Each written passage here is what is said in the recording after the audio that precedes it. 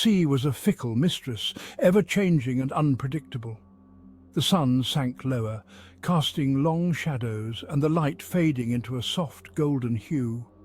The wind picked up, its force growing stronger, whipping the once calm surface into a frenzy of whitecaps and spray. The waves, once playful and gentle, grew large and menacing, crashing against the shore with a thunderous roar. The change was sudden, violent, and without warning, transforming the serene scene into one of chaos. The playful current, a friend just moments ago, now pulled with a vengeance, its strength surprising and relentless. It tugged at their legs with an almost sentient force, urging them back to shore with an insistence that could not be ignored. We should head back. The concern in their voices was palpable, fear creeping into their expressions. Dave, farther out than the others, raised his arm, a signal of distress, his movements urgent and desperate. His voice, though filled with urgency, was barely audible above the howling wind and crashing waves, a cry for help lost in the storm.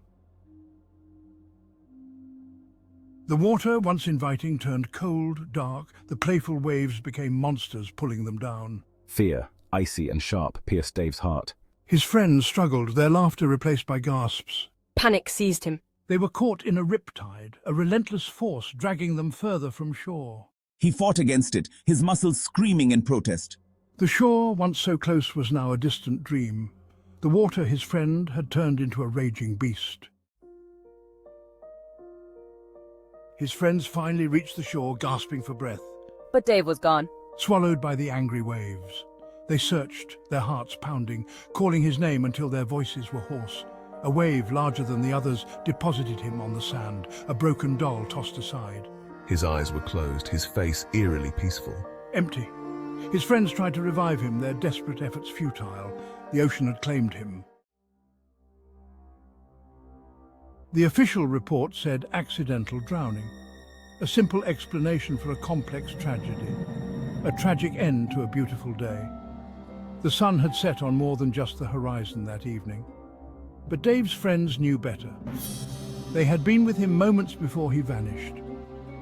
They had seen the look in his eyes, the terror frozen on his face. It was a fear that spoke of something unseen, something lurking just beneath the surface.